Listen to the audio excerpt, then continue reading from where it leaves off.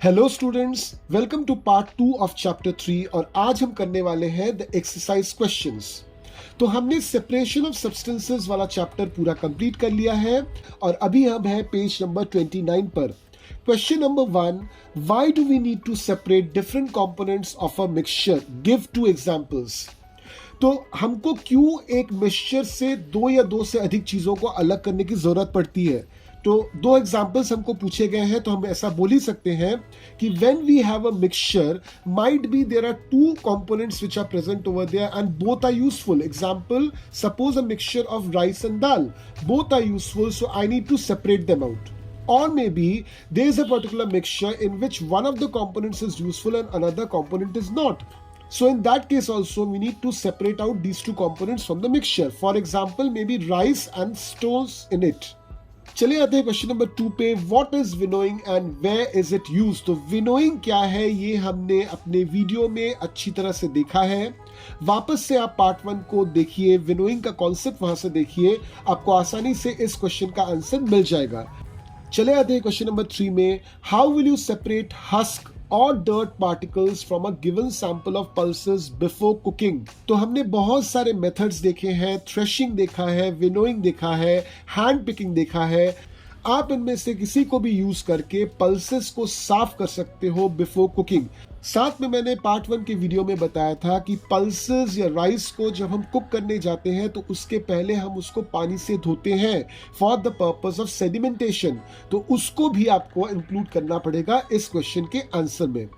चले आते हैं क्वेश्चन नंबर 4 पे। What is sieving, where is it used? तो again just like question 2 and 3 आपको विजिट करना पड़ेगा पार्ट 1 का वीडियो। वहां पे मैंने सीविंग का कॉन्सेप्ट पूरा एक्सप्लेन किया है, कैसे उसको यूज करते हैं, क्यों उसको यूज करते हैं, पूरा एक्सप्लेन किया है। तो इस क्वेश्चन का आंसर भी आपको वहीं से मिल जाएगा। चले आते हैं क्वेश्चन नंबर 5 पर। How will you separate sand and water from their mixture? तो इसके ऊपर तो हमने डिटेल में बात की है पार्ट 1 के वीडियो में। बहुत अच्छी तरह से उस पार्ट को देखिए, आपको इस क्वेश्चन का आंसर मिल जाएगा। Question 6, is it possible to separate sugar mixture from wheat flour? If yes, how will you do? अब थोड़ा सा ध्यान से सोचिए, ये व्हीट फ्लावर मतलब मैदा। आपने अगर मैदे के साथ शुगर मिलाया तो आप इसको सेपरेट आउट कैसे करोगे? Obviously you will use the concept of sieving, क्योंकि हमको पता है कि सीविंग में क्या होगा कि जब आप इस मिक्सचर को सीव पर यानी कि छलनी पर डालोगे तो मैदे का जो पार्टिकल होता है, since it is very small, it will pass through the सीव। मगर शुगर के पार्टिकल्स थोड़े से बड़े होते हैं तो वो छलनी में अटक जाएंगे। चलिए आते हैं क्वेश्चन नंबर 7 पर। How would you obtain clear water from a sample of muddy water? So for obtaining clear water from a sample of muddy water आपको दो चीजें करनी पड़ेंगी। एक तो आपको उस मडी वाटर को सेटल डाउन करने देना पड़ेगा, यानी कि आपको सेडिमेंटेशन करना पड़ेगा, और उसके बाद जब मड नीचे की तरफ सेटल हो जाता है कंटेनर के, तो ऊपर का जो पानी है उसको आपको हटा लेना पड़ेगा, यानी कि डिकैंटेशन करना पड़ेगा। इसके बाद भी आप थर्ड प्रोसेस कर सकते हो, दैट इज फिल्ट्रेशन, क्योंकि पानी में ऐसी बहुत सारी इंप्योरिटीज हो सकती हैं जो आंखों से आप नहीं देख पाओगे, तो उनको फिल्टर करने के लिए you can also use the concept of filtration. चलिए आते हैं क्वेश्चन नंबर 8 में, which is fill in the blanks. Part A, the method for separating seeds of paddy from its stalks is called, what is it called? It is threshing. 8 का B, when milk cooled after boiling is poured onto a piece of cloth, the cream or malai is left behind on it. This process of separating cream from the milk is an example of, तो यहां पे देखिए आप दूध को कहां डाल रहे हो, you are putting it on a piece of cloth, यानी कि आप फिल्टर यूज कर रहे हो। So this is a process of filtering. Coming to 8 का C, salt is obtained from sea water by the process of, so what is that process known as? That is evaporation. Question number 8 का D, impurities settled at the bottom when muddy water was kept overnight in a bucket. The clean water was poured off from the top. This process of separation used in this example is called as what? This is simple decantation. चलिए आते हैं question number 9 पर। You have to tell whether the statement is true or false.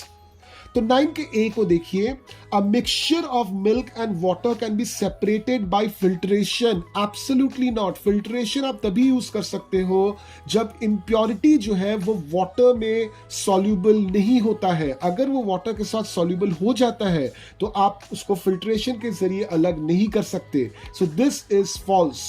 9 का B, a mixture of powdered salt and sugar can be separated by the process of winnowing. It is absolutely false. Winnowing आप तभी use कर सकते हो जब impurity जो है that is lighter.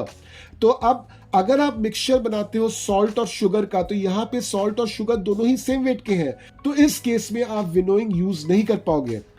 चले आते हैं 9 के सी में, separation of sugar from tea can be done with filtration. Again this is false. वही वाला कॉन्सेप्ट है, अगर किसी चीज में कोई दूसरी चीज घुल जाती है तो आप उसको फिल्ट्रेशन के द्वारा अलग नहीं कर सकते। 9 का D, grain and husk can be separated with the process of decantation. This is true. मान लीजिए आपके पास कुछ दाने हैं और उस पे हस्क लगा हुआ है, यानी कि छिलका लगा हुआ है। अगर आप उसको भिगो के रखते हैं तो कभी कभार क्या होगा, वो छिलका खुल जाता है उस ग्रेन से। तो अगर वो छिलका खुल जाता है तो ऑब्वियसली छिलका हल्का होता है पानी से, so it will float on the water. Decantation के जरिए आप उस पानी को अलग कर सकते हो ऊपर का। अगर पानी ऊपर का अलग करोगे तो उसके साथ छिलका निकल जाता है। So this can be true. Now come to question number 10. Lemonade is prepared by mixing lemon juice and sugar in water. हमको पता है ये lemonade मतलब नींबू पानी। You wish to add ice to cool it. Should you add ice to the lemonade before or after dissolving sugar? In which case would it be possible to dissolve more sugar? तो बहुत ध्यान से इस question के concept को समझने की कोशिश कीजिए। आपको नींबू पानी का शरबत बनाना है तो आप क्या करते हो, लेमन जूस के साथ आप पानी डालते हो, उसके साथ आप शुगर डाल देते हो, आपका शुगर पूरी तरह से घुल जाता है। ये हो रहा है रूम टेम्परेचर पे। जब भी हम शरबत बनाते हैं तो बर्फ को आखिर में डालते हैं चीनी घोल लेने के बाद। Why is it so? Reason is at room temperature more amount of sugar will get dissolved in water. याद है पार्ट 1 के वीडियो में हमने बोला था कि टेम्परेचर का कितना अमाउंट ऑफ सॉल्ट या शुगर पानी में डिसॉल्व होगा उसके ऊपर बहुत बड़ा इम्पैक्ट पड़ता है। तो रूम टेम्परेचर पे ज्यादा शुगर आप डिसॉल्व कर पाओगे, बहुत देर बाद सैचुरेशन पॉइंट ऑफ वाटर आएगा। जैसे ही आप बर्फ डालते हो तो क्या होगा कि वाटर का जो सैचुरेशन पॉइंट है वो नीचे उतर जाएगा। तो नीचे उतरने का मतलब क्या कि आपका चीनी जो है वो कम अमाउंट में घुलेगा।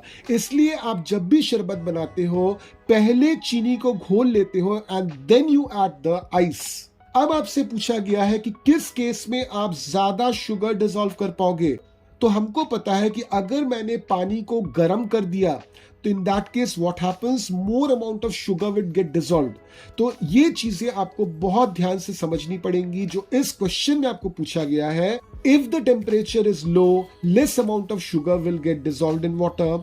Temperature is room temperature, obviously थोड़ा सा ज्यादा शुगर डिसॉल्व होगा। The moment you start heating water और भी ज्यादा अमाउंट ऑफ शुगर डिसॉल्व हो जाएगा वाटर में। तो इससे खत्म हो जाता है हमारा चैप्टर 3 सेपरेशन ऑफ सब्सटेंसेस। हमने चैप्टर को भी पार्ट 1 में पूरी डिटेल में पढ़ लिया था और यहाँ पे पार्ट 2 में हमने इसके क्वेश्चन आंसर्स भी देख ली। अगर आपको चैप्टर नंबर 3 में कोई भी प्रॉब्लम है तो आप बेहिचक मुझे कांटेक्ट कीजिए। मेरा व्हाट्सएप नंबर और ईमेल आईडी वीडियो के डिस्क्रिप्शन में दिया हुआ है। साथ में इस वीडियो को अपने फ्रेंड्स के साथ भी शेयर कीजिए और खुद भी और अपने दोस्तों को भी बोलिए चैनल को सब्सक्राइब करने के लिए। तो मिलते हैं चैप्टर 4 के वीडियोस में, थोड़ा सा इंतजार कीजिए। Till then keep learning.